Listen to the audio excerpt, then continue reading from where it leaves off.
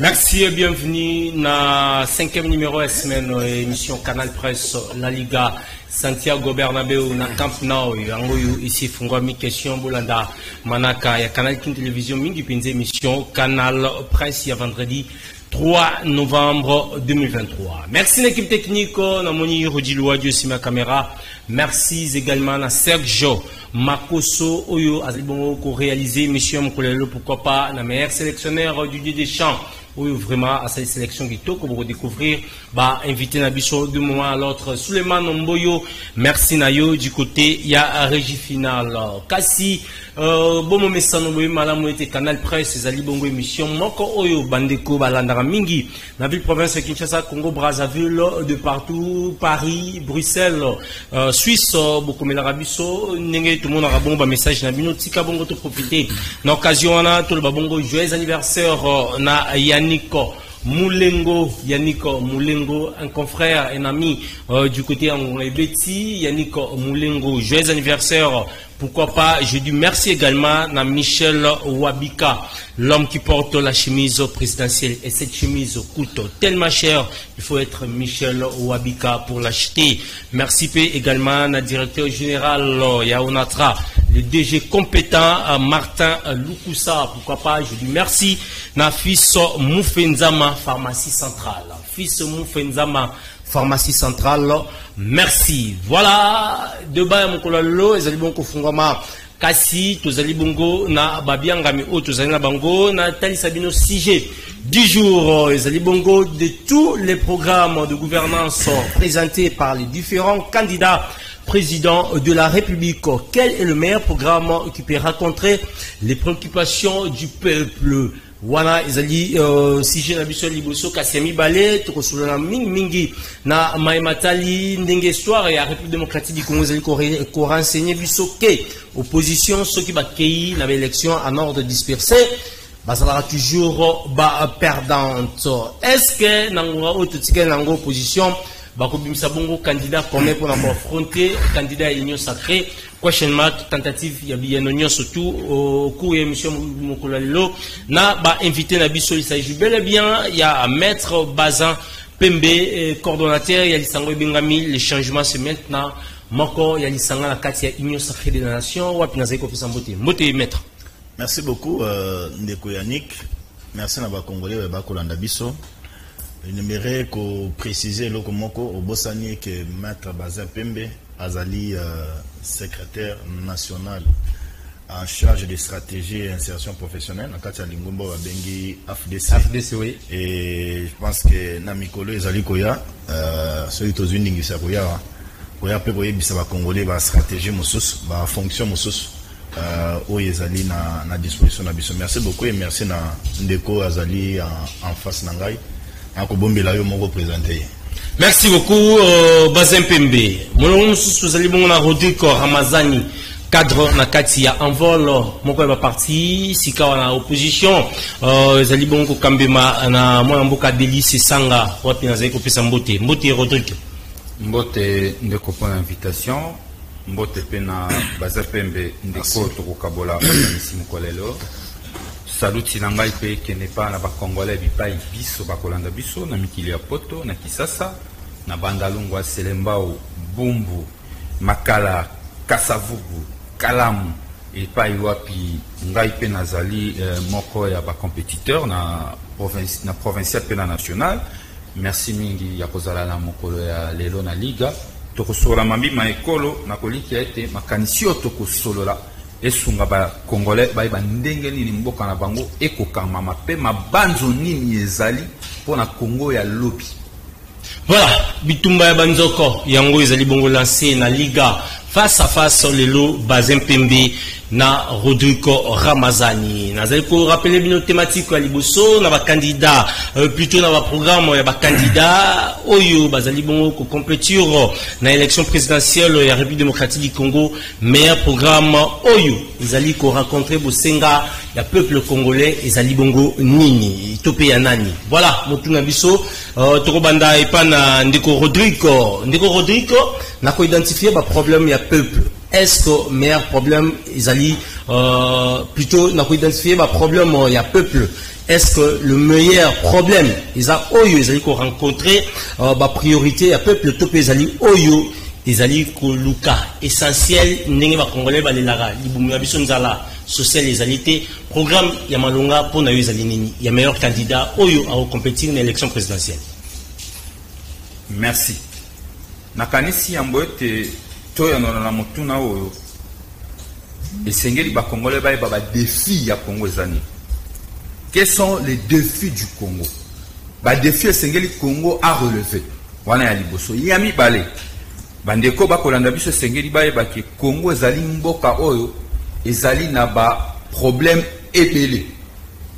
Mais esengeli na terme ya gouvernance moto akobanza kumba Congo lobi a dégagé oyo babengi ba priorité ya gouvernance na ye. Wana ezali makolo misato oyo esengeli bato ba simba po ba lolenge nini makambo zali kotambola. Sika wana mikolo liboso. Nini ezali ba défi ya ko relever pour la Congo ya lobby pour les 5 ans à venir au regard de la gouvernance chaotique actuelle. Défi à liboso ya Congo ezali défi sécuritaire. Na mona batom to beta sécurité mboka bato batala mingi est ya Congo. C'est vrai que na est ya Congo problème sécuritaire ezali penza persistante ezali penza na maboko makasi. Mais insécurité les ezali sur l'ensemble du territoire national. Borobo Sanate il y a pas longtemps l'armée zambienne et côté l'Arabie sur le territoire ya Moliro et Vandaka pendant un temps pour arriver au Bimisa il fallait des discussions et des négociations. Nous, au Congo, on ne fait que discuter et négocier pour que tout le territoire Nabiso. L'armée angolaise fait ça incursion dans le territoire Nabiso. Nos forces n'ont toujours pas eu la mesure de sécuriser la frontière Nabiso. Et aujourd'hui, on parle de l'insécurité à Kwamut. À Kwamut, il y a l'insécurité. À Kinshasa, n'en parlons pas. À l'Est, c'est encore plus grave parce que à Makambo, il y a occupation. Donc, défi à Liboso, il y a gouvernance dans le Congo et à l'île sécuritaire. Deuxième défi, ezali défi à infrastructure routière. Donc pour la circulation, il y a biens et services. Pour nous permettre que biens et services na ba congolais va circuler na Katiamboka na bango, enfin que Congo est unifié réellement du point de vue infrastructurel. Donc na banzela, sécurité, défi infrastructure, sécurité infrastructurelle, yamisatu ezali défi énergétique. Parce que dans mon côté, développement égale industrialisation. Vous ne pouvez pas parler de développement sans industrialisation. Or, pour parler de développement, c'est l'énergie. Quelle est la politique?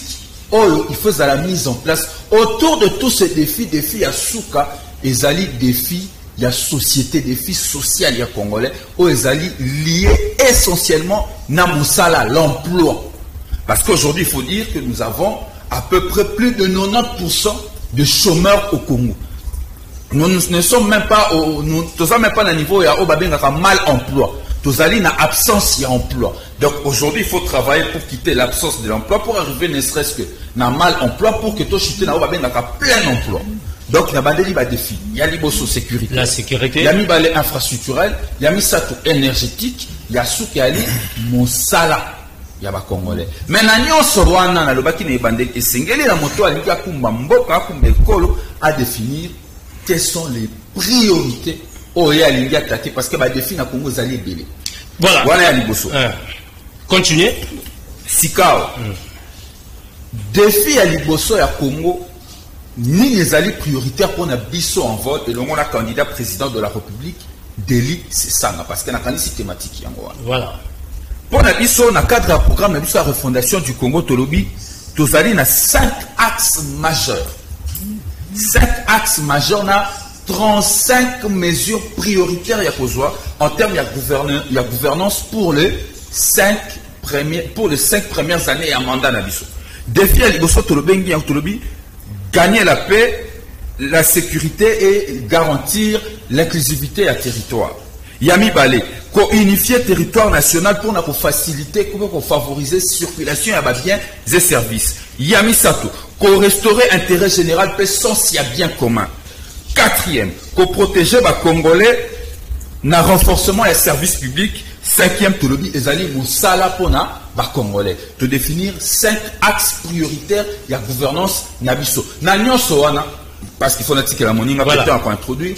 Tolobi toko salango na budget moko ezali il y a 150 milliards de dollars pour le 5 ans. Pour les 5 ans, tout ça na plutôt la campagne, mais plutôt on a la relation la même optique avant que nous mettre bazin, avoir un meilleur programme. Vous allez favoriser l'électorat dans la République démocratique du Congo, que ce soit du côté opposition ou bien vous allez tout et sacré selon le contexte électoral de la République démocratique du Congo.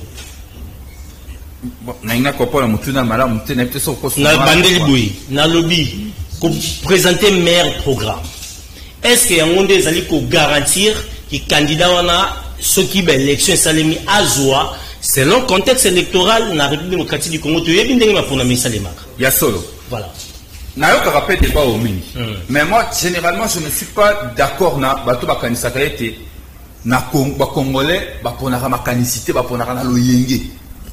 Non, moi je suis de ceux qui pensent que les Congolais choisissent des idées.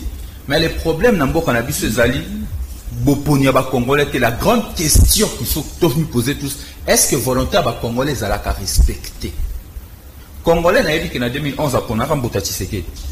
Mais tripatouillage de Salem Mara Tshisekedi, le père Abimaka président, Tokotara Nambilinga Bilinga Bobi Komba ya Imperium au Biso Tubunda, autant que Bilingi. Donc, comme il y a 2018, une fois de plus, compromis à l'africaine, volontaire congolaise à la respecter. Congolais à Pona, les canissio y a mon idée comme mais malheureusement, volontaire n'a jamais respecté. L'élo. Moi, je pense que défi à l'élection et à l'élo, après avoir comme on a errement, hasard, raté, il y a gouvernance, il y a Félix Tshisekedi, l'élo défi à élection et à l'élo, ça y était. Congolais a déterminé pour que la volonté n'a pas respecté et Congolais a prêt à proposer Makanisi. Et Makanisi, on peut proposer à Congolais, dans 5 axes, on a 35 mesures prioritaires, ils ont dit qu'il y a un programme, il y a un candidat président de liste, c'est la refondation du Congo. Ici, il y a un sapoté. Voilà. Ils ont dit que mon candidat a été publié depuis le 14 octobre. La refondation du Congo, où ils allaient dans les Congolais et belé, bakotanga yango ko ba défi à gouvernance na mboka na bango na o biso to ko kanisa to sala na Congo. Merci Ndeko Rodrigue. Kanisi ba projet ezali un des éléments l'élo et pour permettre aux Congolais alors à permettre Congolais à pona malamu pe moto o ezali na makanisi malamu. Alonga, il y a un débat contradictoire entre des listes et ça, na Félix Tshisekedi. Voilà, merci beaucoup Ndeko Rodrigue. Maître Bazin Pembe, la PCP même temps d'antenne Ndeko Rodrigue, parce que les face à face, pour nous la choix, il y a président de la République. Est-ce qu'il faut que se référer à programme de gouvernance topé, il faut que se soutenir simplement comme militant dans le parti, ou il y a un mot d'ordre que vous n'avez pas autorité. D'abord, merci pour la question. Question Ezalia Wakato to élargi moi paramètre il y a réflexion na biso na o etaleli question ya ba élection ba candidat je ne sais pas na moyen de Rodrigue apesi programme na bango refondation ya Congo, voilà, mais je n'ai pas encore vu programme ya président de la République actuelle a présenté dans nos programmes nouveau programme na été na évité ba candidat mososo ba présenter ba programme na bango. Et donc sur cette question na kozala un peu na réflexion mososo pona na ko na o ezali mutuna na yo. D'abord ndeko na ngai na ba congolais ba kolanda biso nous avions opté dans la République démocratique du Congo pour na ba coup d'état opté pour na schéma moko o ezali schéma démocratique. Au tozali kozwa yango na kati ya constitution na biso ya kozwa ba élection libre, démocratique et transparente. Donc à chaque 5 ans, comme dit la constitution, président de la République a un mandat moko renouvelable une seule fois. Donc à watango toko le makambo ba élection ezali innovation pas ba congolais té nous faisons que appliquer au ezali constitution ya mboka na biso République démocratique du Congo. Je rappelle ici que makambo ya ba élection c'est ezali démocratique. C'est un problème démocratique. Donc, tozwa élection et comme priorité des priorités pour la bisoté dans la République démocratique du Congo. Ah, c'est Congo, ils ont un défi moko et belé et à relever. Donc, les lots, tout ma ponami, tobo sanate que nous il faut tout ça là. Tobo sanate qu'il faut tout ça l'hôpital, Tobo sanate qu'il faut ban abat de kelasi, Tobo sanate qu'il faut ban engager bato ba mécaniser bango, Tobo sanate que non esengeli soldats à la nateni, policiers à la nateni. Donc tous à la focus qu'à sur les élections. Non, c'est pas comme ça qu'on dirige un État. C'est pourquoi bandeko ya opposition balingaki ba mema biso na logique wana. Akatsenyo ça que nous les avions dit oui. Élection, c'est la CENI qui organise les élections. Biso tozali na mission. D'abord, biso nyosake, nous avons une mission. Il faut to tindika, président de la République Félix Antoine Tshilombo Tshisekedi a réalisé na mission na ye à l'endroit ya peuple congolais. Na biloko na uti ko énumérer ngo awa, la question des élections, c'est la CENI qui organise les élections. Nous gouvernement, nous venons qu'avec un appui. Ya mbongo. Logistique, sécurité dans la biloko comme ça. Donc, on doit faire la part des choses. Ndeko Yannick. Voilà. Et Sengeli va Congolais baïba. Na oki de Korodé Kalobi refondation ya Congo. Mais na kosenga ce qui y a un problème ya ko refonder Congo. Na kosenga d'abord na Korodé ayebisa no président naye a se refonder na yemoko. Parce que ce qui to limito kende na refondation du Congo. Ce qui to limito refonder Congo, c'est que refonder Congo en tout et pour tout. Regardons les gens qui ont un parcours obscur dans le Congo. Parce que lorsqu'on parle de la refondation, donc c'est-à-dire, nous voulons tout remettre en cause, tous au Congo, mais comment on peut avoir un autre Congo avec les gens qui ont été dans la rébellion, qui ont tué jusqu'aujourd'hui? Il y a certains membres de famille, Bazali qui ont regretté du fait que c'est ça, Nassima Munduki, abomela bango papa, abomela bango maman, tina le lotikalo ko sambate. Nous allons parler de la refondation du Congo dans Sansinin. Donc ça c'était une question, une problématique, n'avait qu'on renvoyer dans Dekonangai. Il doit dire à son président que belé aba Congolais ba koloba boye. Na refondation du Congo esengeli yomoko se sango se refondé. Donc toi Sima Munduki a rose dans le programme te o représenter face à ba Congolais, o ba Congolais le ba ko TP lokola aki pona ba kenanga ma pona. Ndeko Yannick na koyebisa yo, tu sais, on a en train de regretter aujourd'hui ce qui se passe en l'Est en Bouranabiso. Nous condamnons force donc nous condamnons jusqu'à la moelle épinière comportement de Paul Kagame. Pourquoi? Parce que zo bonaka tsamboka na biso. Nous allons comptabiliser les lobes morts pour que à un moment donné que Paul Kagame n'a batunaï ba répondre n'a ba fait na bango ba ko causer le na Congo. Aujourd'hui le monde entier, la communauté internationale, l'Union européenne est en train de sanctionner certains rebelles du fait que aboyi ko ça la revendication na pacifique a réclamé par papier na Sini Munduki à Boma. Ces gens-là sont en train de tomber dans les coups de la loi. Et ils sont en train de violer charte universelle des droits de l'homme. C'est le cas avec les gens comme de ces Sanga. Donc il ne peut pas nous parler de la refondation du Congo. Il n'y a qu'un Congolais aveugle. Oh, il y a Tangité, oh, il y a Bossa Nakanda, qui non, je peux faire confiance à Motoyo. Il vient se jouer de nous. Il vient donc Kotumbo la Batumoko, na ba pota imité mao bazana bango babungisa bato na bango par Kalachnikov oyo, c'est ça gasima na maboko. Mais naya, na ndelo comme sous. Oyebi la refondation du Congo, oui. Mais là, il y a un problème à la République démocratique du Congo. D'abord, la prise de conscience collective. Prise de conscience collective en République démocratique du Congo. Parce que je comprends que Tina Lelo, en République démocratique du Congo, nous n'avions pas encore compris que non, on peut mettre Baïgo Nabiso à côté pour l'intérêt général de la nation. Tout le monde, sans exception, Alinga Benga ma député. Alinga Benga ma sénateur, Alinga Benga ma président de la République. Donc la médecine n'intéresse plus les gens. Avocature intéresse à l'issue Badouté. Magistrat et magistrature intéresse à l'issue Badouté. Donc tout le monde devait être politique, tout le monde devait être candidat président de la République. Même des Tintins. Un monsieur qui se réveille un bon matin, il est expert na tissi. Il y a Bilamba, il est expert sur le Ngoso Bilamba, bien le Ngoso Mabesta, bien. Il faut que le consulte Moutou X.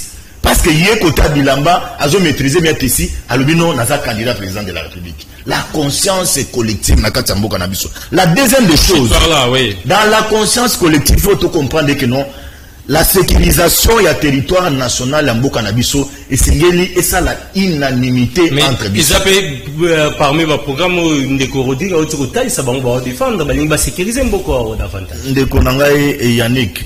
Nazali fier que vous allez en face nayo, nazali fier que vous allez en face de Ndeko Rodrigue. Mais je ne vois pas Bango ko réaliser programme Wana. Donc j'ai tenté de parler de la sécurité du territoire national. Nous avions la guerre à l'est du pays. Regardez les efforts que le gouvernement a fourni pour sécuriser le peuple naïe. Quel est ce message-là où il y a appui, il y a soutien et pas d'opposition. Donc, tout ce que Félix Antoine Tshilombo Tshisekedi, tout ce que l'armée, tout ce que le gouvernement fournit comme effort pour le rétablissement, il y a paix à l'est du pays, opposants, ils ont la bangoté. Ils ont la bangoté. Tout ça, pour eux, c'est l'échec. Et ça, il y a un problème de la conscience collective. La deuxième des choses, la lutte contre la corruption. Chez Félix Antoine Tshilombo Tshisekedi est en train de faire aujourd'hui la lutte contre la corruption, son cheval de bataille. Pendant 5 ans. Soko Tuninga Kokokango na lingina profiter na message na lancé message. Je suis prêt ngai Mpembenjale Bazin na disposer ba moyen na ngai na zo plateau ya Canal Presse Télévision.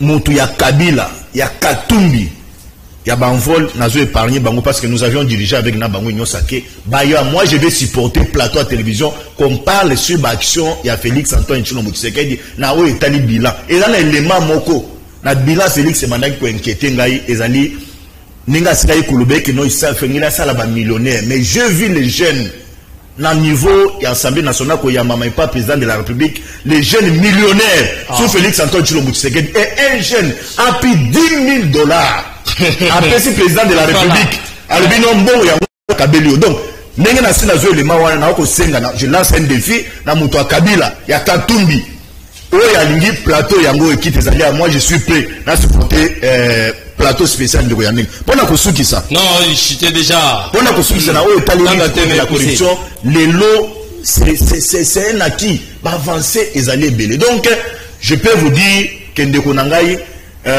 comme la question était sur ma programme en candidat, nous toujours vulgariser dans nos actions autosali. Le président a présenté dans nos programmes Naya Sikate. Les moments opportuns, nous viendrons défendre les nouveaux programmes avec les seuls candidats Yannion Sakro Tozana Félix Antoine Tshilombo. Merci. Voilà, Ndeko Rodrigue, vous avez dans la même optique que l'action et l'actuelle gouvernance et mécamuke ko affaiblir bino vu que na programme ya maele ya kitoko makasi boyenango face à peuple congolais. Mais action en gouvernance yozoloba bazako takoki tango te. Alobi a 5 émissions sous soit ça là pour présenter action. Abibino vous avez épargné. OK malin mais on a le tout ça awa, tout ça liboso ba congolais à moi elle ba respecter ba congolais baza liboso na été. Il y a le but que bango pour l'instant baza na programme té parce que bazala kana mo déjà té. Baza pe na mona té pe ba kozala na moté. Wana ya mibale. Alobi awa ba ou vulgariser ba action. Moi j'attendais que par exemple on ait ça sur action mais à 5 les sous les lots talobi botiamo na émission sous pour vulgariser ba action. Vous pouvez comprendre que de l'autre côté il y a un vide. Et loko ya te ya roloba. Et loko exact pour ce que ça là qui a galoba. Mais ce que je peux comprendre tant on une question sur pour question sur le programme on a la côté politique publique. Voilà. Na lobby politique publique. Na détail politique publique. Yango na makambo ba politicien bilei ya ba politicien ndenge nini tokosala ba défi ya Congo ezani au regard ba défi ya Congo nini tozana ngo comme makanisi poto tombola école loko appel politique comme na ngo mafinga ya wenge porte-parole wa leki afingi okuna afingi et comme na ngo débat au ba basé ba se senta calès na kati ndo moni atombe mbala moko hors question Deli c'est ça on va se refonder moko po azali ancien rebelle chose connue de tous. Ce n'est pas du tout nouveau. Et ça, c'est Congolais, ça cause de l'OPC vino ya sika. À part l'unique attaque aux Alango. Peut-être dans l'ignorance, n'a évité qu'il existe un rapport qu'on appelle rapport mapping.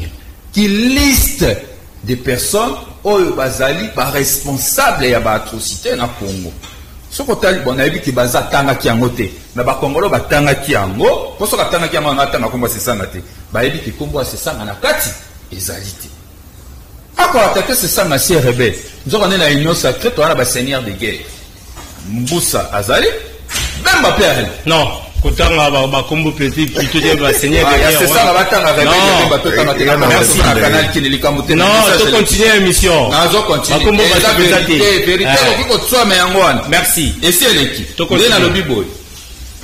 ignorance na nga na kokota na katite rapport mapping existe quand on a botangaka rapport mapping yali kombo c'est ça ngaka na katite o tanga yali sumute l'ignorance on les chasse par la lecture sans autant ou s'abrutir pour rien. Voilà, toi c'est la sujet. Aïe les sous abandi koloba parce que ça na maloba koloba te na zo na sujet na libanda sujet te na zaka na makambo ya loba parce que ya zaki déjà na kata sujet te. Alors à Kemba na makambo ba élection parce que c'est un débat facile. Oh vous kobeta maso nango facilement parce que dans le fond bazin n'est pas. Moi j'attendais à la côté de la foi que bah défi au relevé ça va défi à Mbokate. Le pays n'a pas tel défi. Le pays n'a pas tel défi. Voici les défis que nous relevons. C'est ça le débat des intellos. Nous attendons là-bas. Bazin accueilli na débat ya quoi balaba la débat ya Wenge. Débat ya Bagolois na ba warrior. On a débat Bazin assez sent à l'aise na carte. Mais moi je me sens très à l'aise à parler politique publique. Na aucun lobby sécurité. S'il vous plaît, Ndeko Bazin. Donc, tu as continuer. Merci. Ndeko Rodri Tokei. S'il vous plaît, Ndeko Bazin. Ndeko Rodri Tokei. Alors, la sécurité. Une fois de plus, Bazin n'est pas dans le dossier. Il ne maîtrise pas le dossier du pays, mais il veut devenir député. Or, le Belaba a des questions. Comme député, tu ne maîtrises pas les dossiers du pays. Et alors, il faut qu'on maîtrise le dossier d'État. C'est ça. Quand tu parles, au lobby que Mboko on a est des insécurité. Pour l'année des insécurité.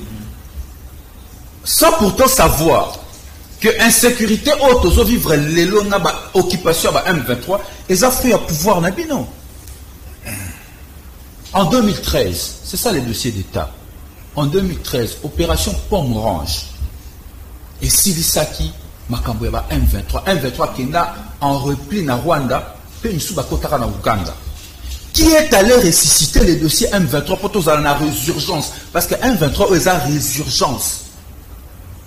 Qui est allé ressusciter? Nicolas Bakontans n'est pas Rwandais. Nicolas Pembeni n'est pas Ougandais. Félix Tshisekedi est allé signer n'importe quoi. Et aujourd'hui, nous sommes n'importe où.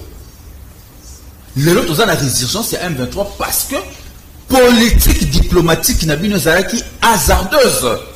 Vous avez mal conduit la diplomatie d'État. Boyeba quitté que Bissona Rwandais, on ne pouvait pas être des frères aussi facilement au regard de notre passé. Le Rwanda, je le rappelle, a été condamné comme pays agresseur par le Conseil de sécurité des Nations Unies.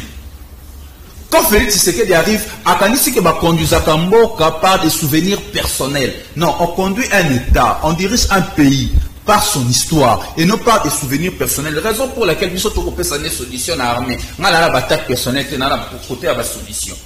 Notre armée a besoin d'être restructurée, reformée. Il faut reformer l'armée. Notre armée a des problèmes. A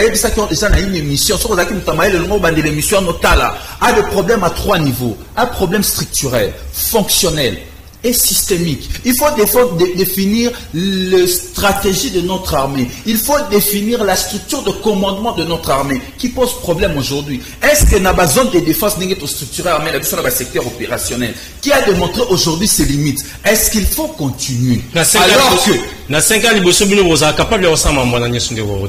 Bien sûr. Reformer l'armée est une question de volonté politique de Konanga. Et ça, les Kambo et Bandi, les lotés, Batunyon Sobaya, ça la réforme et le secteur et la sécurité de manière partielle. Raison pour laquelle on n'a pas atteint les objectifs. Il y a RC, il y a RSS. Il y a réforme et le secteur et la sécurité. Il faut réformer l'armée, la police et nos services d'intelligence. Talenti ANR, service de renseignement. Et comment on irait ANR et l'Andela Rodrigue Ramazan sur le banné mission?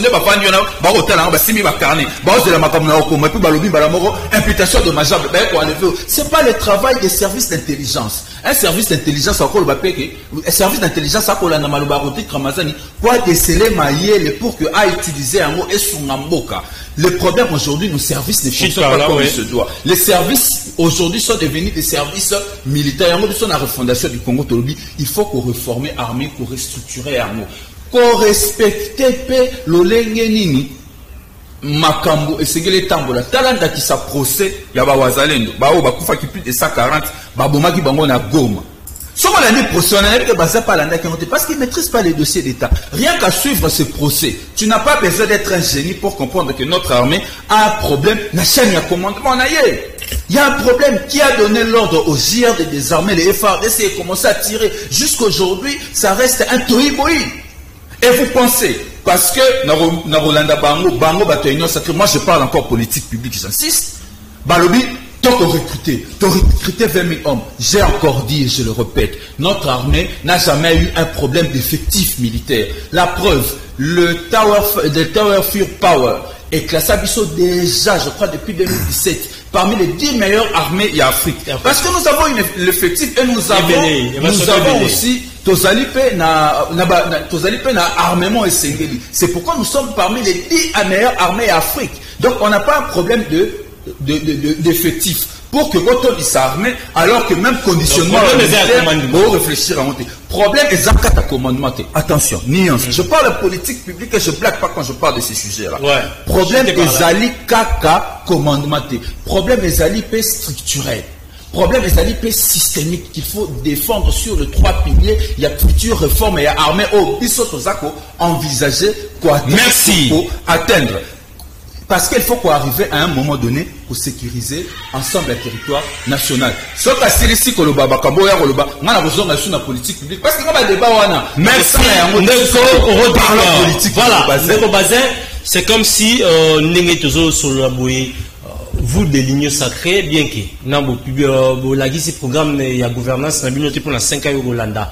C'est comme si vous avez le représenté les Congolais qui peut s'abandonner confiance pour que renouveler le mandat de Mokonzambo dans 5 ans au Hollanda. C'est faux. C'est comme si on c'est comme si on a Congo pendant le bec non Union sacrée. On a proposé et pas il y a peuple congolais. Il y a comme si l'Union sacrée n'a pas un candidat, alors que l'Union sacrée, c'est le congrès, sorti officiel dans la salle des martyrs. Tout ça, le congrès, on a désigné un candidat président de la République. Et donc, c'est des droits que l'Union sacrée, n'a candidat n'a unique, va présenter, va représenter le peuple congolais, où ils allaient programme, il y a candidat unique na bango. Donc, ça, c'est, et là, comme on dit, il y a unique, où congolais, et c'est ngeli bakanga yango même de quoi azali en face na ngai c'est ngela kanga yango na lingi na rappeler na connaisseur il y a action publique qui ignore même certains ABC que la guerre de l'Est s'il vous plaît que la guerre à l'Est du pays n'a pas commencé avec Félix Antoine Tshilombo Tshisekedi. C'est depuis le 24 octobre 1996 tango AFDEL ekoti na kati ya mboka oyo Mosée Laurent Désiré Kabila pour chasser Mobutu au pouvoir, histoire de Congolais, et quand on va rebelle à M23, les accords que Kabila a signés avec le M23, pour nous faire réintégrer M23 dans la carte armée Nabiso. Ce n'est pas avec Félix Antoine Tshilombo Tshisekedi. Tshisekedi n'a jamais signé un accord avec M23. Ce qui est accord Wanezali, il peut me donner la date. Après Sangaï Bartonini, qui sont les signataires à cet accord-là. M23 a été défait, oui. Mais comment ils sont revenus encore? Ils sont en train de réclamer aujourd'hui leurs accords que Kabila les a fait. Ils ont signé avec Kabila. Et ça, vous allez mettre dans les dos de Félix Antoine Tshilombo Tshisekedi. C'est ignorer un monsieur qui prétend à Ibébélé, il qualifie les autres des ignorants, mais alors que Yenga Kozala, Naoyazo qualifié Baninga. Il sait quoi connaître, mais il n'a de rien dire et pas Congolais. Revenons à l'essentiel de Koyanik. Je l'ai dit ici, nous avions au Congo un problème, il y a conscience collective. Félix est venu dans ses pouvoirs. Nous avions trouvé effectif mouké na kati armée na biso. Et na ba recommandation qu'il fallait que ça la recrutement dans l'armée. Aujourd'hui, on a recruté, bazoboya recrutement ils ont ça dans la kati armée. Ils nous ont critiqué que l'armée n'est pas prise en charge. Aujourd'hui, l'armée est prise en charge par Félix. Regardez les efforts que Félix Antoine Tshilombo Tshisekedi et son gouvernement sont en train de faire aujourd'hui. Félix est venu dans ce pays, il n'a pas trouvé une loi de programmation militaire. Mais aujourd'hui, nous avions doté l'armée de la loi de programmation militaire. Est-ce qu'il y a un monde qui mon frère, tu sais, c'est ça là, il est dans les copier-coller. Il est dans les copier-coller. Il est allé copier un truc ailleurs. Il vient faire avaler au Congo. Il est dans les copier-coller. Aujourd'hui, il a parlé ici de 25 mesures. Il ne parvient pas à dire mesures. 35 mesures. 35 mesures. Il ne parvient pas ici à couper ça à 2, 3, 4 mesures. Comment ils vont refonder le Congo? Félix est venu ici, je l'ai dit, nous n'avions pas une loi de réserve militaire. Mais aujourd'hui, notre armée a une loi de réserve militaire en République démocratique du Congo. Félix est venu, il a trouvé armée, il a un budget dans côté. Mais l'armée aujourd'hui a un budget. Ça, c'est pas le temps que je suis en train de parler. Nazo créé un na mutu. Donc, bazo y a un biloko moko chimérique. Croyez-vous que faire un bouquin, ou sali papier, mon livre, ou un tassango, ou faire avaler aux Congolais? Non. Nous voulons le pragmatisme dans le cannabis. Le Congo n'est plus encore dans le stade de Yatotika na Maloba, refondation du Congo. Non. Les peuples congolais ont vécu sur le terrain. La puissance où amène Abisso Lelo, sur le terrain. La montée en puissance, comme on le dit en français.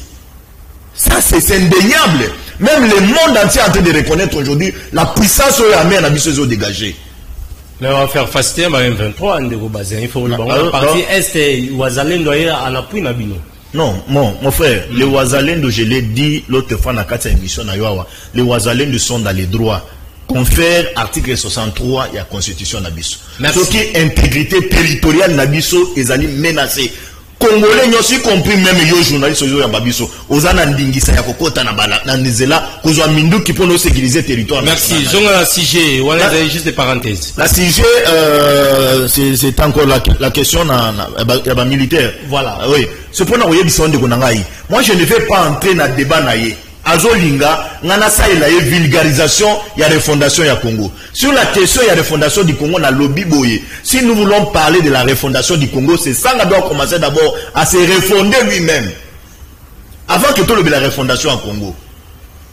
C'est une problématique qu'on a essayé. Il doit résoudre d'abord Kazu Souana et puis naïba comment pour aborder soi-disant refondation ya Congo na Bango. Ndeko Yannick, oebi nous avions pris ce pays. On a pris les pays à un budget de 4 milliards. Mais aujourd'hui, nous avions toujours que nous laissons un budget de 16 milliards. Nous avions pris ce pays. Enseignant gratuité, enseignement, mais nous avions aujourd'hui mis la gratuité de l'enseignement. C'est ça la bonne image de la République démocratique du Congo. Au biso de Kopesa na Congolais. On a aujourd'hui 135 000 personnes mécanisées dans la fonction publique. Pragmatisme au biso de Kolinga Yangwana. Si j'ai parlé ici de quelqu'un à cause d'un débat sur le bilan de Félix Antoine Tshilombo Tshisekedi, c'est parce que je me sens que dans un élément. Sujet où tu dois aborder sujet bilan. Nous parlons sur la question des candidats. Ouais. Je reviens dans le cas des candidats. J'étais en train de parler. On dit, ce qu'on a dans le processus, il y a certains candidats farceurs. Batie kaka pour na bakendi. Batie kaka qui n'ont pas na baye babango. Mais ce qu'on a le programme tu sais, nazo révéler le komoko. Les 6 candidats ba auto signé communiqué. Rodrigue Soka a une information politique. J'étais par là. Les 6 candidats ba auto signé communiqué. Est-ce que Rodrigue a koloba a kota la micro ibisa ba congolais communiqué on est utake panan. Qui a conçu ce communiqué-là?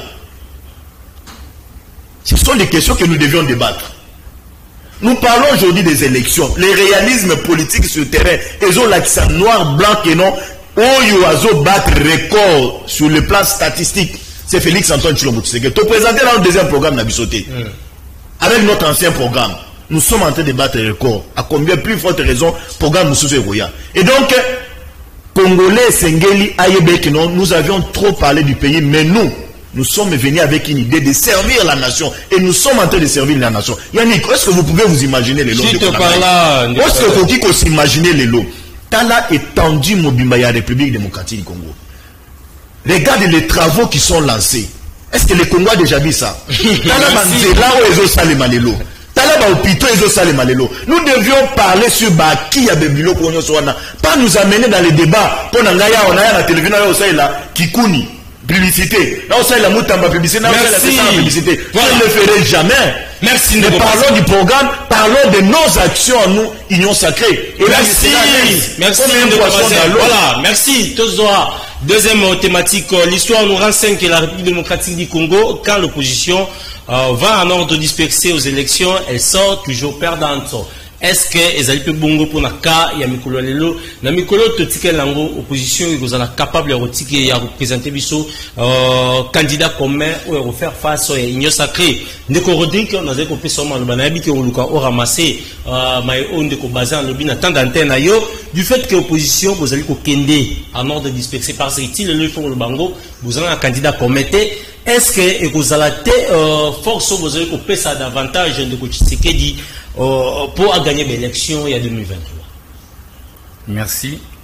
C'est un problème sérieux dans ma politique publique.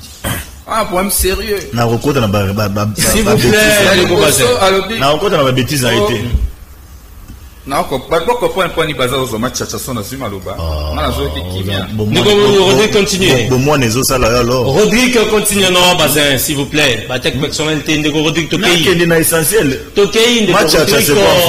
S'il vous plaît, Tokei. Merci, Ndeko Bazin. Tout ça m'a rendu sérieux. Il y a le bosso lobby conflit et banda en 1996. Bon, c'est au-delà de ça, c'est même pas 1996. Mais bref, on va aller vite. Tobet sur la résurgence, il y a M23. On a écouté, résurgence, Bozone, il y a M23. Parce qu'en 2013, M23 est Silaki. Donc, ce que Tobet a sur la Félix Tshisekedi, la gouvernance n'a diplomatique, la gouvernance n'a sécuritaire. Tu reçois résultat au Kabila, Tikelaki, qu'est-ce qu'il en a fait? Kabila a coûté un conflit, a coûté un boka Kapwana. Bato basali ba rébellion bipa ina bipa il ko boni totanga bakomba bato wate bipa ina bipa basali ba rébellion ba ko kuta na San City basukoli maboko to sali république ya sika toi juriste ngana a dit que cette constitution a cité bimi et ngolo ba to sali république ya sika bandana 2006.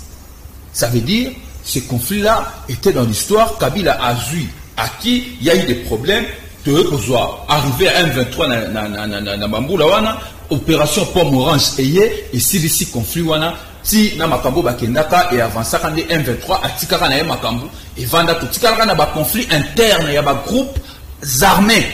Oh d'ailleurs on va proclamer l'état de siège. C'est vraiment des questions de politique publique et c'est sérieux. Donc pour ramasser Biloko, ce n'est vraiment pas comprendre d'où nous venons, où on est et qu'est-ce qu'il faut faire après. D'où tika politique, les problèmes aujourd'hui, c'est la résurgence, il y a M23. Bissoto et Fotomitou, la question. On est citoyen. Pourquoi les M23 sont revenus alors que Kabila Bengala depuis 2013, Kabila Alongo en 2019 a tiki bangoté. J'insiste là-dessus. M23 et Zoni sous Félix Tshisekedi. Pourquoi? Parce qu'il existe, pour document, il existe une lettre de Gilbert Kankonde et c'est de notoriété publique qui dit au chef de l'État clairement que tes invités du M23 sont là. Et les M23 eux-mêmes disent que le président de la République a le sang pendant 14 mois. Il dit ça. C'est faux. Est-ce que ça va? C'est faux. Il y a balé. Claude Balanki, parce qu'il y a le sénateur Imisami Kanda, Claude Balanki a dit après discussion à M23 dans la présidence, va trouver lettre Claude Ibalan qui existe il y a 2019, janvier 2019. Existe. Et c'est même Pépé qui sont au internet et elle partout, tout va bien. À l'objet, la lettre, après que soit là, M23 va promettre amnistie totale, va promettre cessation, va poursuite. Est-ce que on est à Rodrigue Ramazan? Et des trois, les M23 ne réclament pas les accords avec Kabila. Ils réclament ça, c'est que le président les a promis. C'est faux. N'est-ce pas? C'est faux. Ça, c'est clair. C'est faux. Il ne faut même plus faire de mélange là-dessus. Nous parlons, nous avons section par section pour confusion cotatée. Je répète encore, il faut évaluer les M23 de 2019 à ce jour. Parce que Kabila, s'il s'est rappelé à 2013. Voilà. Donc, pour mélanger ma camouflage, Félix a trouvé que l'armée n'avait pas de budget. Oh, mon ami, c'est quoi cette histoire? L'armée n'avait pas de budget. Cher ami, attends, loi de finances au temps raté. S'il vous plaît, attends, loi de finances au temps raté. Pas vrai ça. N'a pas loi de finances ni sur la Congo. Au coût à armée, ça prend un budget. Il y a eu augmentation de budget, ça lui doit la programmation pour programmer des dépenses à armée. Il passe du temps. En même temps d'antenne, on continue. Mais il faut répondre à un par ces deuxième thématique que tu as abordé. Mais tu as des belles années, nous avons rencontré. Merci, Tokei. Soit tout ça, l'émission solidaire pour nous. Non, s'il vous plaît, non, ça, police débat, s'il vous plaît. Mais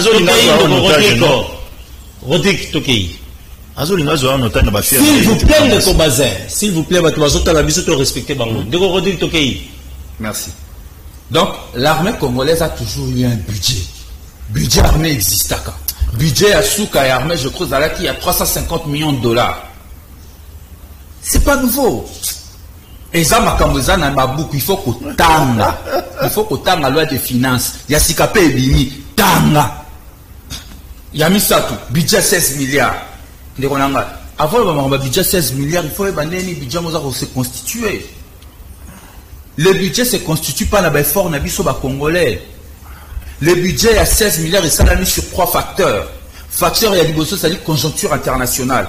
Facteur, il y a mis la production privée en interne. Il y a minerai dans le secteur extractif. Facteur, il y a mis ça.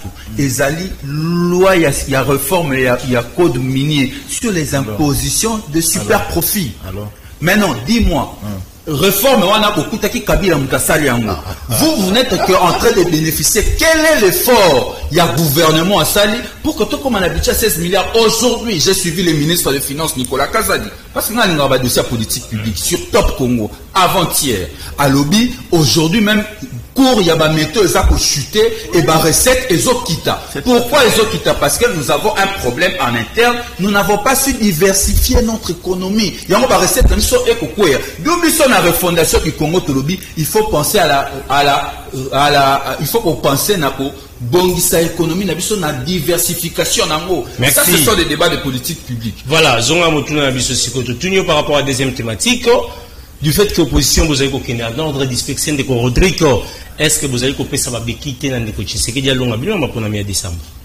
Une fois de plus, je reviens à ce que je disais. Je suis très rationnel. Voilà. La question qu'il faut tous se poser, est-ce que réellement l'opposition est perdable à l'élection ou c'est la volonté du peuple qui n'a jamais été respectée?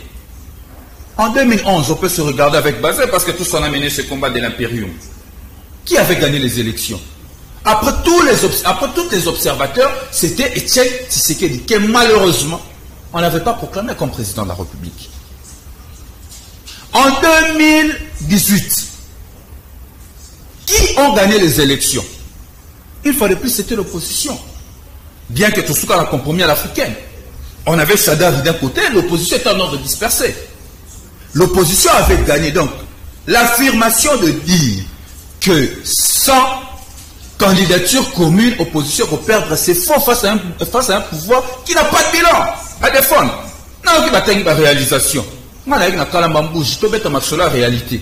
Kalambambouji, il y a à peu près 200 et quelques kilomètres, plus de 200 millions de dollars et bima. Cette route-là, moi, je l'ai pratiquée. Ça l'est maté. Depuis 2021, cette route-là, ça l'est maté. Kalambambouji, et ça l'est maté. Mon solo, moi. Lelo na yo qui c'est pas Nicolas Kazadi na émission na landa qui pas ba confrère na bino Top Congo alors lui ba refinancer ici sur nzelwana ombujima ikananga o ici ba financer qui et c'est ça les personnes qui dirigent ce pays. Nous parlons aussi de politique publique. Ce sont des millions de dollars qui sont volatilisés. Réalité, réalisme sur terrain. Et Zaline Zalao Congolais. Même besoin qu'il y ait un ordre dispersé, vous avez engagé face à candidat à cette question, cher ami. Je répondu à cette question. Dans le but, aller en ordre dispersé ou pas, l'opposition dans ce pays a toujours gagné les élections. Le problème, et Zaline n'ont pas qu'il y ait un ordre dispersé ou pas, le problème, il faut respecter la volonté du peuple qui n'a jamais été respectée. Ça, je l'ai déjà dit.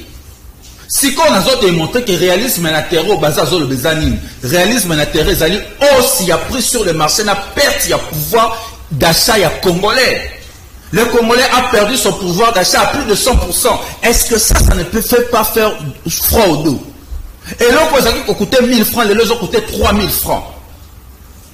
Il faut que budget congolais pour moi francophonie, réalisme et prévu à 48 millions de dollars, exécuté à plus de 300 millions de dollars. C'est ça le réalisme de l'Union sacrée. Le réalisme de l'Union sacrée, c'est les ventriotes. Et ça va poche na bango, mon solo ba ko sala mboka te ba ko tchana ba mabenga na bango. Mon salaire congolais ba ko sala la été 1 milliard ba pesi na armée. Tous nous devons nous poser des questions. Le FARDC, c'est incapable. Il y a Robunda, Naba, Ouazalendo, parce qu'ils nous ont amenés dans des politiques inutiles, parce qu'ils ont signé d'accord à cesser les feux. Et conséquence aujourd'hui, ce sont les Ouazalendo qui défendent le pays. $1 milliard au topé, ça qui pourrait renforcer l'armée des Osalam Salanini. On doit tous se poser la question. On paye avec ça les mercenaires, on paye avec ça les AC. Est-ce qu'on a conditionné nos militaires? C'est ça le vrai débat de politique publique. Merci. Voilà, j'étais par là. On a reçu qui ça la question à ma ponami. Le Congo aujourd'hui a besoin d'une idée claire en termes de gouvernance.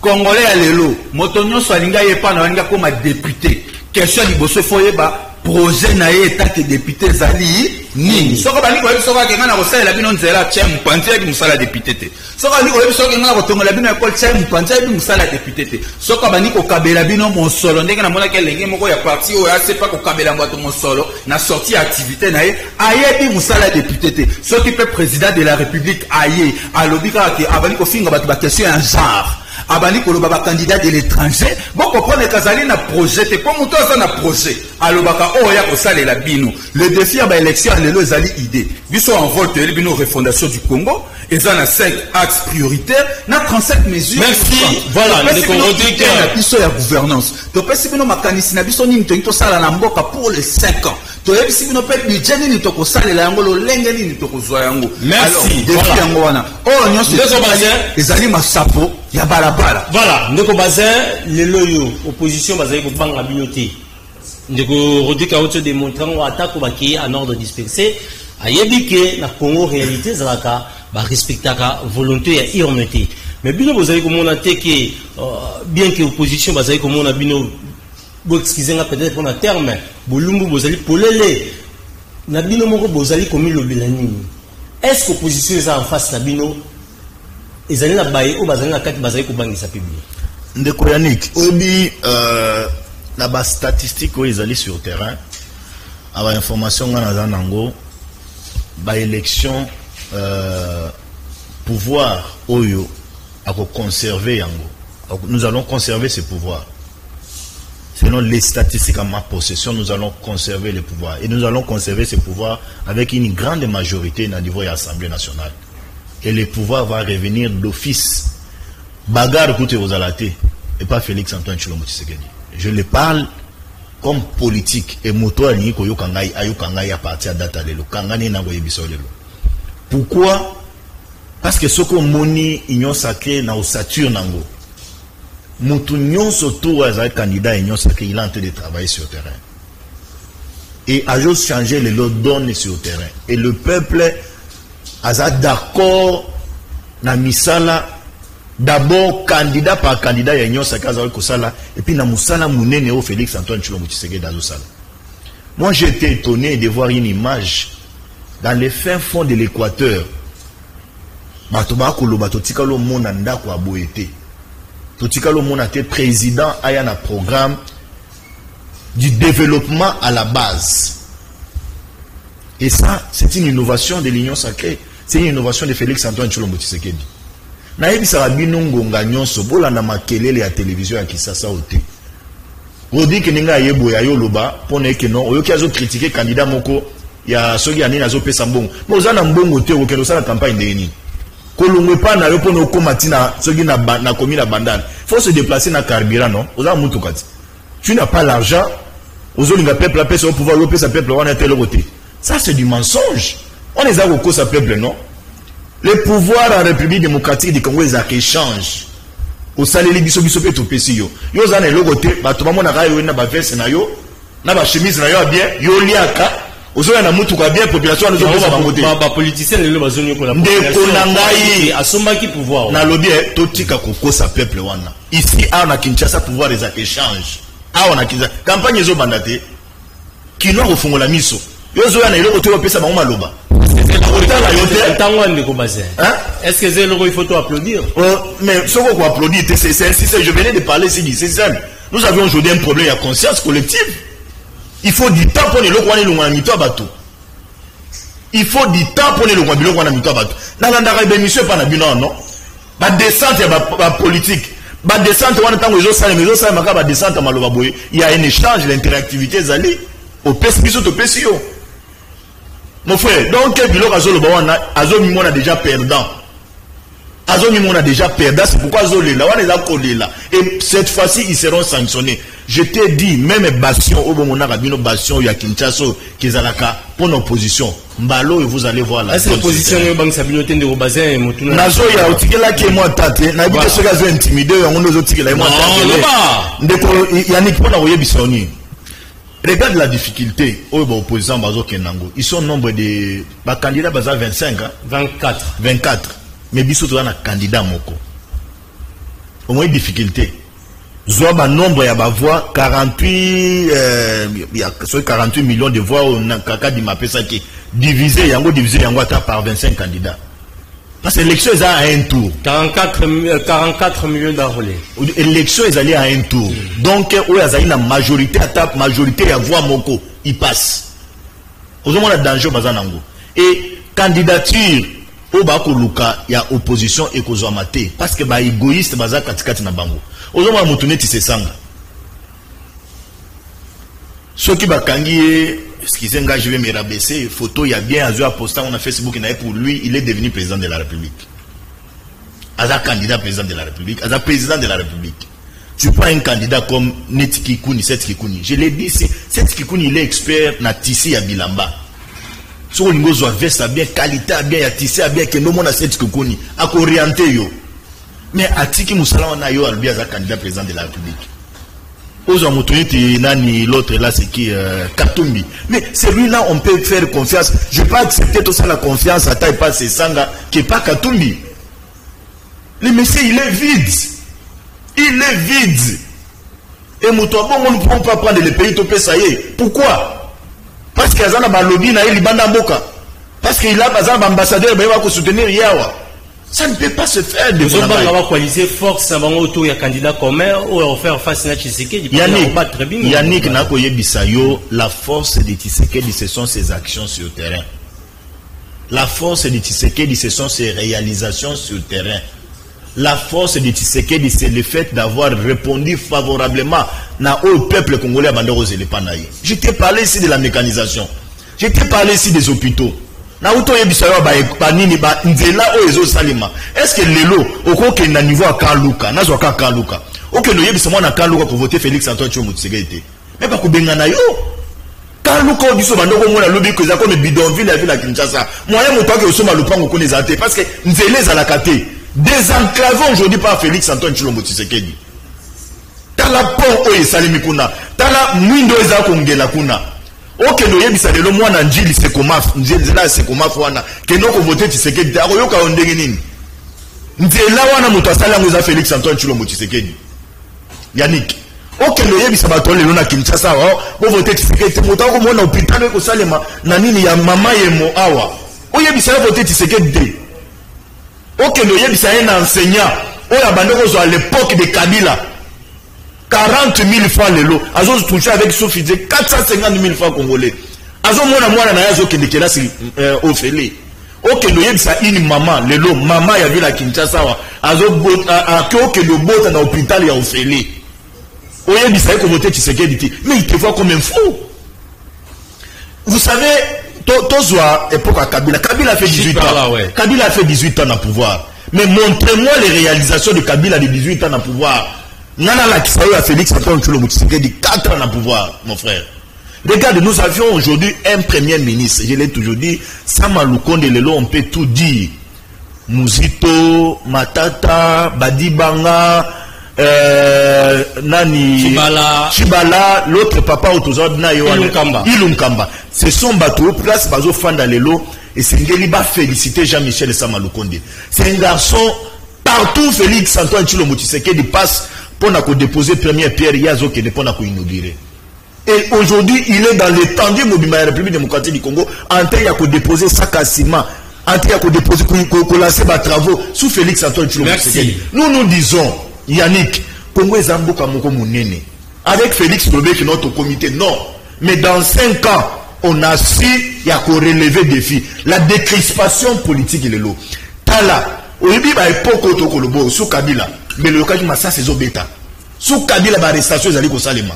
Sous Kabila, opposant qui se déplacer. Mais opposition, opposition. Mais regarde Lelo, Tala Lelo. Fayulu azo sala Chikapa non, azo sala Mbujimai. Katumbi azo se déplacer. Na habité ba candidat mususu, ba Tintin, bazaka na ville Kinshasa, ba kotika na ville Kinshasa. Il y a une décrispation totale. Et ça, c'est dans les paniers de Félix Antoine Tshisekedi. Et ça, quand bino journaliste, vous avez amené biso na ba sujet mususu, on a copié ça ba candidat ni c'est ça la valeur. Mais amenons-nous dans un débat sérieux. La décrispation politique aujourd'hui, les réalisations, ces amis s'ils vont fuir la télé, ils ne viendront. Voilà. Et nous disons, nous disons, l'Union sacrée est en train de se préparer. Nous sommes en train de nous préparer pour la réélection de Félix Antoine Tshisekedi et nous travaillons. Cohésion, ils allaient qu'on régner le long de l'Union sacrée, moto pour diviser bisoté. Peuple congolais, c'est Ngelaïbe qui nous m'a pona mesaline en 2023 et le seul choix. Fonctionnaire à l'État, enseignant, c'est Félix Antoine Bazin. Mon cher. Voilà. Comme la campagne, c'est ça qu'Azol de la vision. D'accord, Rodrigo. Leloyo, avec Arsenal, l'Union sacrée, Azali Nayango, Bino, dans l'opposition, vous allez Kokende Bongo. Vous avez comme on a dit que Tshisekedi, quand même, Azo, pour espérer confiance, c'est pas les Congolais, vie, Tebindengeni. Au bazali ko soutenir bazali ba musuna ouest ba musuna est ba musupe na centre bali bino vous avez comment attaquer que Tshisekedi a combattre balé va soutenir la est ba net mudroa ba lui-même était incapable de se faire élire comme député en 2018 impopulaire à niveau Nazarat baati bikwebo candidat député à Pamba na mboka na yesika biza fief na ba vota été et vous comptez sur des choses comme ça. Vraiment, on est sérieux. On a le président Kamé. Il y a un mot qui est Walung, il y a un choix. À ta population, à Tshisekedi. Bon, on parle de quoi? On parle de quel profit? On parle de qui? En fait, on a rabaissé la dignité à Batouté. Je suis très fort dans ça. Je peux bien le faire. Mais on a du respect de mon éducation, je ne peux pas. Je ne peux pas le faire. Mais, il faut et ça, réalité, les Congolais vont vivre des conséquences, il y a échec, il y a Tshisekedi. Natama qui n'est bandelia ou défi en boka. Défi sécuritaire, tout ça. Tshisekedi la longue défi sécuritaire. Défi infrastructurel, tout ça. À longue défi infrastructure. Banzela sali combien de kilomètres? C'est la question. Bon, Bazan, Azan a élément, le l'autre, il y a une émission prochaine. Pour appeler ça, Congolais. Défi, il y a développement. Est-ce que tu l'as dit? Tu l'as dit? À côté, on a 145 territoires. Oh, PNU, il y a 5 provinces. C'est PNU. On a bandé l'agence EZBL. Seul PNU, il y a combien dans 5 provinces? C'est fort. Bakongo, Izokimanga, Chopo, Moussous Royal. Ça m'échappe. 5 provinces. PNU. Bao Moussou Bazouaki Bakia. Et quand ça m'a bien battu. Spécialité na bango za détournement bonga ba congolais bango bato union sacrée ba société Congo Airways qui voilà ba réalisation na bango Congo Airways ba fait ça le lo congolais na difficulté à voyager le corona bango on n'a plus d'avion tout ça quand la société moko ko desservir vol domestique ba bi batika mo ba avion manzanza ah batika mo avion manzanza de 2019 ba avion les acquis ko voler ti et ko kufa na maboko na bango quand même. Transco 700 bus au batiké là-bas. C'est ça le bilan. N'a encore le bâtiment n'a pas dit que c'est que la salle est l'autre côté. Comme la salle est l'autre côté, c'est irrationnel. Moutazan a pouvoir assigner un ordonnance, c'est ça Moussala. Après si Moussala n'a pas copain et copine, c'est ça Moussala. Après si Moussala n'a pas beau-frère, n'a pas ami, c'est ça Moussala. Assigner ma décision. Je ne peux pas, moi, étant qu'un homme rationnel, n'a pas qu'à salir l'autre côté. À salir l'autre côté. Mais quand on évalue ce qu'il a fait et ce qu'il aurait dû faire, il est échec. Au regard des moyens aussi mis à sa disposition pour ça là et en bala liboso armée nabiso Assemblée nationale et sango budget à 1 milliard de dollars parce que na budget sous 350 millions mbala liboso armée et son budget à 1 milliard de dollars c'est sous Félix Tshisekedi. Mais qu'est-ce qu'il en a fait? Est-ce que le pays est sécurisé pour autant? Est-ce que nos militaires sont bien conditionnés? Quels sont les états où basoda bazo vivre les lots? Mais il a eu 1 milliard de dollars, soit plus de 70% de Kabaninga Nyonso. Qu'est-ce qu'il en a fait? C'est ça la politique publique. C'est ça la gestion. Gestion, c'est les moyens mis à ta disposition. na ba réalisation sali ce qui total ba moyen to tient à disposition na you parce que l'Assemblée nationale le comité budget na 16 milliards de dollars total na musale zo sale manatera to le bien ça échec candidat Tshisekedi na moni banque sabinoté abobangisa nani parce que ça na échec total na yebiso ba secteur on va le bilan secteur par secteur to kenena ngo bongo ndeko langa zo kima yango parce que ayebi ko kutana na mtua tout le monde dans le secteur à sécurité, tout le monde dans le secteur économique, tout le monde dans le secteur économique, tout le monde dans la gestion à finances publiques, tout le monde dans la finance publique, tout le monde dans le secteur énergie, ainsi de suite. C'est comme ça qu'on va énumérer. S'il vous plaît, Ndeko Bazin, tant d'antenne Ndeko Rodrigue, continuer.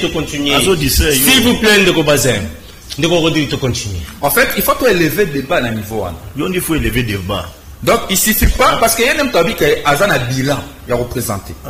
Moi, le débat, c'est un programme, n'est-ce pas? Je vais recadrer les débats pour que les Congolais vont bombarder. Débat, c'est un programme, il y a le but qu'il y a un bilan à défendre. S'il avait un bilan à défendre, pas les Congolais. Oh, il fallait que les Congolais, c'est secteur par secteur. Comme ça, il y a un bilan, on a confronté, on a démontré, il y a des éléments de politique publique qui ont échoué. Toro Barakin de Rokabila a échoué, Toro Barakin a échoué, Toro Kabila, c'est la question de la Colomboa, Kinshasa, Timwanda. Mais quand on regarde les moyens mis à sa disposition, parce que les Congolais sont à Bossani, na Congo, à l'époque, ils avaient Polongo, Congo, Nini, Kinshasa, comme à Congo, ils ont 3 semaines dans Nzela. Polongo, Kinshasa, comme à Kiputi, ils ont la Mikolo, na Mikolo. Mais après évaluation, il y a Nyonso Kabila Salaki, on s'est dit que 18 ans, on a eu échec. Mais je ne peux pas dire, moi, que Kabila n'avait rien fait. Tshisekedi, je ne peux pas dire qu'il n'a rien fait. Ils ont fait, mais ils ont échoué. Pourquoi ils ont échoué? Parce qu'il y avait une mauvaise planification. Derrière, il y a Kabila, il y a Tshisekedi, il y a même. Depuis ça, il y a une alternative. Alternative, même si c'est un programme au basé à Zangi. Bilan pour présenter un moto. On appelle ça une méthode pour présenter un bilan et un moto. Voilà, chité par là. Il y a un peu de chité. Nous avons ça va Congolais. Makamo mapona miza makamo loyengete.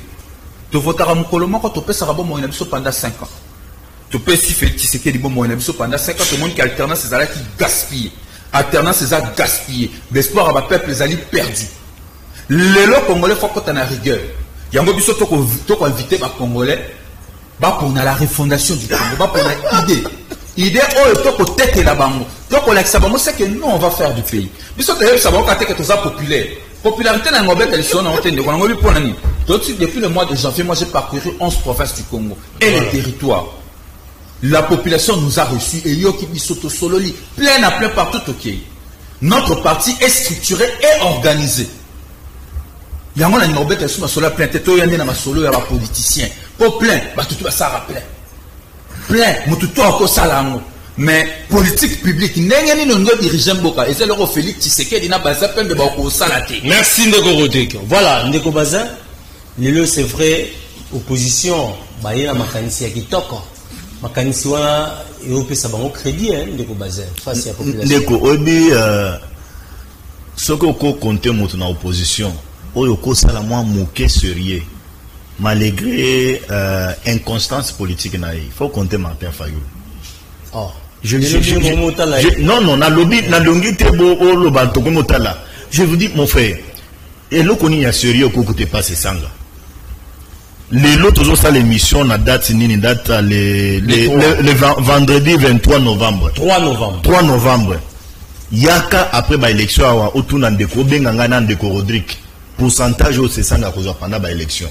Et la télévision te et ça les réseaux sociaux. Moi, ils sont mon candidat président de la République. Ils ont les réseaux sociaux. Parce que tu as poudre pas na yandako à balancer on a réseaux sociaux. Alors c'est la balle na devoir à balancer on a réseaux sociaux. Et puis on a dit c'est ça la refondation du Congo. Même Rodrigue qui n'est salaire, il est conscient que jour à l'élection, alors que de voter c'est ça la terre, on peut savoir naïe. Moi j'ai tout dit au Congo, il y a quand c'est ça il y a des candidats Tintin, à farceur Bazali. Mon frère, Azoye Bisangawa Bahati. Est-ce qu'il veut qu'on en parle? Est-ce que attaque Tolali, Tolamoki, Congolais Azolanda Biso, est-ce qu'on peut comparer Bahati Lukwebo na Délice Sanga en termes de réalisation sur le terrain? C'est Sanga Amoto à Louisa, Rodrigue Yo Azali, Aïe Sangai, combien d'écoles, combien d'hôpitaux, oh c'est Sanga Tongili Bandekonaye à Louisa. Mais moi je peux te dire aujourd'hui, Rodrigue, je te regarde droit dans les yeux. Bati c'est un acteur politique, c'est un acteur économique. Bati c'est un philanthrope. Rodrigue, va à l'est du pays aujourd'hui. Vous verrez les universités. Vous verrez les écoles. Et pas des écoles ultra modernes, Rodrigue. Au moins, à Bastad, au moins, à Banzela. C'est ça, un politique. Les devoirs de redevabilité. Vous gagnez, il faut servir ce peuple-là. Prenons Karato Kendika dans la thème à la circonscription. Bahati candidat président de la République. C'est ça, le président de la République, mon cher. Vraiment, est-ce que les Congolais peuvent faire confiance à Delis et Sanga? Non, c'est Sanga est dans une logique. Il y a Kolobé qui non. Nakasa il est l'autre, on a leader Kakamoko. Tshisekedi. Ngaye Sengeli na misala opposant à Tshisekedi. Nakao Tshisekedi a osala liso zute ngana bima comme leader ya Kasai. Mais eloko moko ezali kaka chimérique na kati ya mutu na ye. C'est très utopique, irréaliste. Akokoka ya mote. C'est pourquoi il dit bah candidat monsieur va candidat Tintin. Moi je peux dire à mon frère Rodrigue, il est qui ça Kinshasa. Azaka na Kinshasa. Rodrigue, tu as déjà été à Lumbashi. Tu as déjà été à Lumbashi. Oui. Tu as fait Lumbashi, tu as alors lorsque tu es arrivé à Kolwezi, tu as vu quoi? Il n'a la mine. Voilà, s'il vous plaît, Rodrigue. Voilà, Ndeko continue. On va parler de Rodrigue, s'il vous plaît. On a voyé Bissayo. Moi, je l'ai dit, je continue à le dire. Nous avions trouvé ce pays na gouffre, na liboulou. Les loto ko bimisango muke. Et le Congo, et cause à la pona biso, et le esprit d'orgueillité. Parce que tout le pays, moi, qui a la dimension continentale, il faut servir ce peuple-là. Je suis conscient que le peuple congolais est en train de souffrir. Je ne dis pas que nous sommes dans la joie. Le peuple souffre. Je ne dis pas qu'il y a nos détournements ici dans la Mbokate. Quelle corruption ici dans la Mbokate. Corruption, ils ont continué. Mais il y a un homme quand même, il y a une décision. Alors, il faut lutter contre la corruption. Je suis d'accord que militaire au biso tolinga zala na étape militaire au faut zala toujours que na muke. Dans ces pays vous avez voulu diaboliser les militaires, vous avez voulu diaboliser les policiers, mais kende lelo na fikine les gars des conteneurs des tenues militaires qui sont là, des tenues des policiers qui sont là. Voilà, Ndeko Bazen, merci. Vous êtes dans la diabolisation de Rodrigue et ça ne passe pas. Merci. Dans les chefs des Congolais. Nous disons le peuple congolais doit attendre. Et je continue, je demeure, je persiste sur ma demande. Je veux un monsieur du PPRD, je veux un monsieur d'ensemble, moi je vais louer ces plateaux. Aïe, tout ça, la débat n'a sur le bilan. La question d'aujourd'hui, c'était la question par rapport à un candidat et par rapport à l'opposition. Ce n'était pas une question de bilan. Voilà, merci. J'allais t'amener donc les réalisations de Félix Antoine Tshisekedi. Voilà. On en a répertorié sur le temps de la République démocratique. Voilà, tout un message rapidement avant qu'il n'ait pas ça, bien la même juste pour conclure. Bonjour les gars, les autres vraiment nesengo na réflexion na yé akobaka kaboué. Patrick Chimanga, tu évites réflexion de Rodrigue ou Bazin. Voilà, jusque là, pour na biso candidat Oyo Azana va projet P Makanissi Malamu pour la République démocratique du Congo Oyo Kutu Mususu. Fachi a commis copier Ezali ya Muzito. C'est Carole. Tuna Rodrigue Congo Ezalaki déformé quand pour les lois si sanga à la réforme ya Congo. C'est Cédric. Ndeko Bazin a réussi biso nini et kumami na accord ya JKK donc Joseph Kabila Kabange na M23 ce qui a yebi yango malamu honoré na Suède. Tozali na loi Oyo Ezali kolobake opposition il faut bazana un candidat commun. Mais si Ntingulu Igno sacré ba statistique na bango ezouta et pas yamboso na bureau na ye c'est Serge biso awa na kaluka tozomona te oyo Bazin azoloba ayebisa biso po tozomona pasi makasi awa c'est Bob eloko ekobundana fachi ezali nzala kozanga courant kozanga mai kuluna soki mbula ebeti Kinshasa edindi pe transport pasi. Voilà, adversaire ya Fachi Bozwa, le lendo na Suède. Tuna Bazin wapi ba avion pour na kosala campagne pe ba carte de lecteur nyonso ba photo na ba kombo ebunga kala to ko voter ndenge nini. C'est scellé. Mbote na Océan Diallo liboso na mai sima na mai liboso mbongo sima mbongo mbote pe lisusu na molani monene ya liga amolima basa na Londres amolima basa na Londres. Merci pour notre confiance. Ndeko Bazin, na une minute au conclure. D'abord, c'est vous remercier. Merci. Pour remercier Ndeko Rodrigue. Les seuls conseils nazo pesa ye azaï lenge netingai adalaka élégant na plateau à télévision. C'est très important et là nazo yebisa wana. Et là comme sona ko yebisa ba congolais Ndeko Yannick. Nous avions eu plusieurs présidents na kati ya mboka. On a vu Kasavubu, on a vu Laurent Désiré Kabila, on a vu Joseph Kabila le fils, le petit. Et je peux koyebisa ba congolais que volonté où ils allaient le lot et pas président de la République Félix Antoine Tshilombo Tshisekedi pour relever des défis à Congo, ils allaient énormes et ils allaient à contester. Parce que Tshisekedi il a souffert, il est le produit de l'opposition, a eu souffrance et à peuple congolais. Et les 5 ans de Félix Antoine Tshilombo Tshisekedi attaque au Tokoki Kolingaete, Tondi Makameme Kenon Asali, Azanano, à Kokipe Kosala Lissoso. Pour accorder les chance et avec tout nous surtout basali pour entourer na Sake. Tu l'as dit ici, mais en passant, nous avions aujourd'hui Jean-Pierre Bemba Gombo, nous avions Bati Lukwebo, nous avions Kamere, nous avions président Bosso. Je peux rassurer na Congolais, en tout cas, pour verrouiller déjà la situation. Il y a moyen de bangwawa par statistique ils allaient sur le terrain, ils allaient pour l'acquisa et que Félix Antoine Tshilombo Tshisekedi sort gagnant avec un pourcentage élevé kulika bato bakoya epana bakoya na simanaï. Ça les Congolais doivent retenir. Na uto lo bangwawa, je parle et outé pas nanga impembe njali basé. Je parle avec certitude que nous allons gagner ces élections. Merci. Voilà. Avec une majorité au niveau de l'Assemblée nationale. Ndeko Rodrigue, telle caméra, les Congolais vont l'andi de partout au conclure. Il y a liboso fona sukola balokuta nyoso bazalobi alba relever ba défi na kanisi tout ça li ba défi nyoso ko après si on doit conclure ozo relever ozo ko la conclusion na ngandeli attends d'antenne ye to kosikela ya to ko na conclusion na raté yo conclure ndeko basa s'il vous plaît ndeko Rodrigue tokei ya liboso na démontrer que na ba défi ata mon côté pouvoir à Tshisekedi relever les lots au contraire mboka ekoti na libulu ole ba dumisa biso na libulu ba ko enfoncer biso na ba détournement na ba ram Congolais mkola vote kanisa ram na cerveau na yo escroquerie d'état à part escroquerie d'état ya ram ba tu ko sala biso braquage à ciel ouvert pendant que ba mine de toile ko pela na stade des martyrs bango ba ko yiba plus de 200 millions ya ba congolais na ba caisse ya l'état fungola misuta ba to esika ba ko kotisa biso na libulu alobi de crispation politique ya ali Mkeba ya zawapi, Salomon Eskadel ya zawapi, laisse Omelonga elenge en vol bakanga depuis le 1er mai, ba ko condamné na jugement zanga mutuna makolo.